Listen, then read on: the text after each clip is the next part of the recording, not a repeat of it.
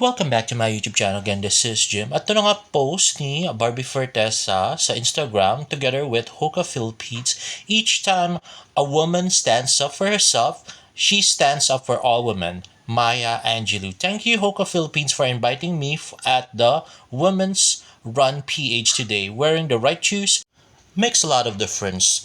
These new popping March 7 felt really light on my feet. It gave me a boost of speed and confidence. I'm so glad this was my first run this year. Congrats to all amazing women I met during the race. Happy Women's Day. Ayun na nga, napakaputi nga ni Barbie. Uy, grabe. Napakaputi. O kahit saan mo tignan, no? Napaka-pretty at napakaputi, di ba? Grabe. Ayan, the pretty Miss Barbie Fortesa. At yun ang kanyang Hoka shoes. Ayan. O, diba ang kanyang finisher 10K. Grabe naman, ang sexy naman masyado nitong post na to.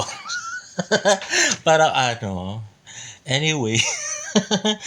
Ayan, the pretty, diba? Grabe ang puti ni Barbie. At next, post ng news, Balita TV, maligayang araw ng kababaihan. Barbie Fortesa sa bawat pagkakataong ipagtatanggol ng isang babae ang kanyang sarili, pinagtatanggol niya ang lahat ng kababaihan. Natutuwa ako na ito ang unang masayang pagtakbo ngayong taon. Binabati kita. Ay, putol pala. Sorry guys, di ko nakuha. Anyway, parang yun din naman yun, no?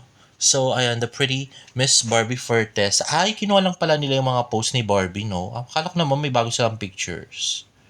Hindi pala. Kay Barbie din pala galing yun, guys. At yan na nga, the pretty Miss Barbie Fortesa.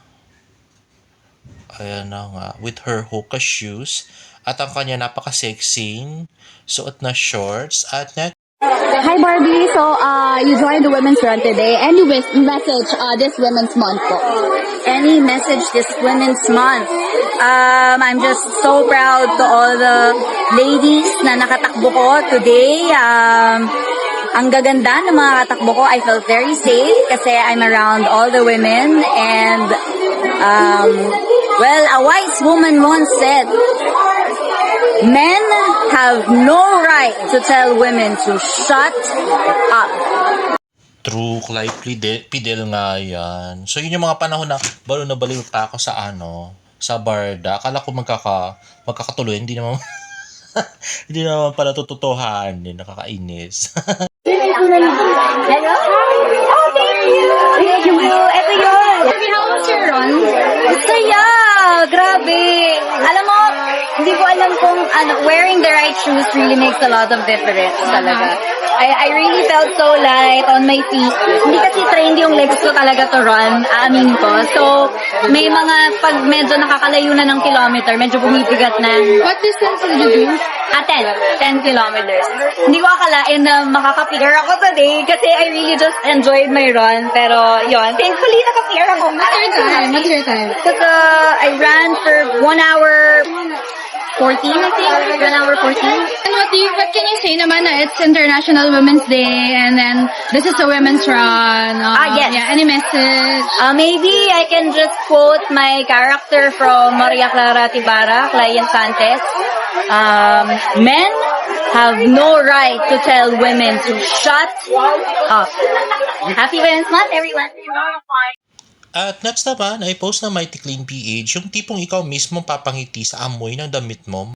May tindi talaga ang bango with Mighty Clean. Ayan na nga, napaka-pretty si Barbie na naka-rollers. O diba, ang cute. Next naman ay post ni Barbie sa kanyang Instagram stories from Save the Children. Let's watch this. Ang lahat ng bata ay may karapatang mabuhay ng ligtas at masaya.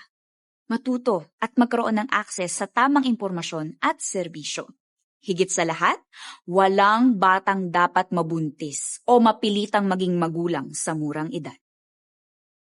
At next, balikan nga natin tong cute na picture ni Barbie, Alden, at saka ni Christopher Martin. Wala lang. At next, David Licauco at Jillian Ward nag-intimacy workshop. Ay, grabe. Let's watch this.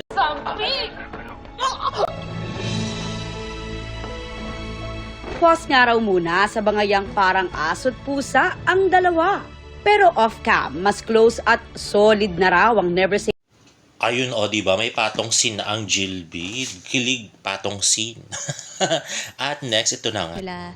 Yun naman yung beauty ng teleserye na to, naging close talaga kaming lahat. We did an intimate workshop together kasi, di ba, para mas, yung camaraderie and closeness. At ayun na nga guys, nag-intimacy workshop nga sila, David tsaka si Jillian kay Missy Mara Mara. Ayun nga, finalo pa siya ni David at saka ni Jillian Ward. Ayun nga, si Missy Mara Mara nga ay established herself as an intimacy director. Ayan, so intimacy director, coordinator, improviser, educator, and proud fur mom. So, siya nga ang nag-train kay Derek Monasterio at El Villanueva bago sila sumabak dun sa Return to Paradise. Syempre, para walang ilangan pagka nag-kissing scene sila, tsaka nag-bed scene. Nagtataka nga kami, bakit intimacy director? Kung tandem lang si Jillian Ward at saka si David Licauco, bakit kailangan mag-intimacy director? Ang barda hindi naman dumaan sa intimacy director, di ba? Magkaka-bed scene ba si Jillian at saka si David? Si David na ba yung first kiss ni Jillian on screen? Grabe. Doon pa napapaisip kami. Kasi alam ko, yes, si Missy Maramara din yung pinupuntahan pag gusto mag-training ng mga Viva Max, mga ganun-ganun na style. So, ganun na ba ang level ng career ni Jillian Ward at saka ni David Licauco, 'di ba? Makakauna ba ng on-screen kiss si Jillian kay David kasi kay Barbie Fortesa? Ganun ba 'yon? So, at saka sila lang dalawa yung nag-intimacy workshop, hindi na makasama si Jisoo at saka si Rahil. Kasi sila lang nga yung sila kasi yung magka-partner dito, mag-love team. Sinasabi pa mo nila Piqua at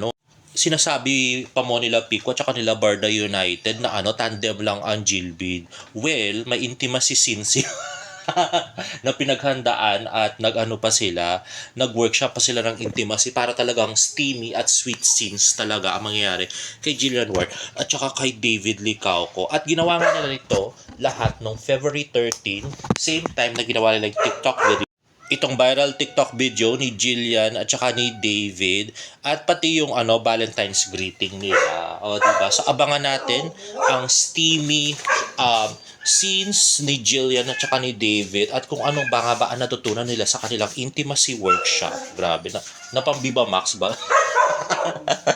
Anyway guys, at next nga i-post ng Avignon Clinic, last night's block screening was truly one for the books.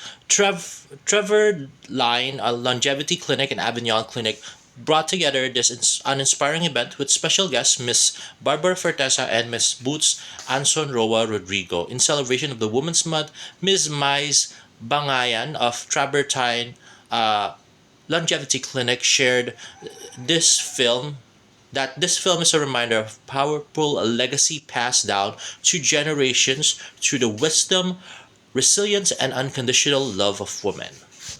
Grabe, napaka-big time nila. Sila yung nagpa-black screen. Dahil nga yung mga Barda fans club ay wala ka nagpa-black screen. So, Avignon na lang ang nagpa-black screen ng Until She Remembers. Ayun nga, the pretty Miss Barbie Fortesa with Miss Boots Anson Roa. Ayan na. Naramdaman nga ni Barbie yung love sa kanyang movie. Hindi katulad ng mga nakaiba dyan na fans club. Hi everyone! I am Barbie Forteza and I would like to thank Avignon Clinic and Travertine for always being so generous to host block screenings of my film. Now, we just finished watching Until She Remembers and sobra ako nagpapasalamat sa kanila dahil their support goes beyond taking care of my skin. I always feel their support whenever I have films like this. And alam naman natin hindi biro ang magpa-block screening. And so maraming salamat. I am also very surprised that they have invited a lot of people to watch it. And I'm so grateful dahil marami pong nakapanood ng aming pelikula today. I would like to thank Travertine for always showing their support together with Avignon Clinic. And ngayong Women's Month, I hope a lot of women would come and visit Avignon Clinic to spoil yourselves as I would do. Next week, actually, pinaprep ko na yung sarili ko kasi may schedule na ako ng Avignon. It's one of the best ways to celebrate Women's Month, diba? Celebrate yourself. Reward yourself this month. We all earned it. We all deserve it. And this time, it's Avignon. At post ng Glitz PH, photos from Bench Active Hybrid Games. Ayan na nga kasama si Alison De Dios, Derek Monasterio, David Licauco, and Royce Cabrera and TJ Marquez pala. Yan sa Bench Hybrid Games. At yun na nga, the handsome David Licauco. And there you have it, guys. If you like this video, please give it a thumbs up and please subscribe to my YouTube channel for more Barda updates. See you in my next vlog. Bye!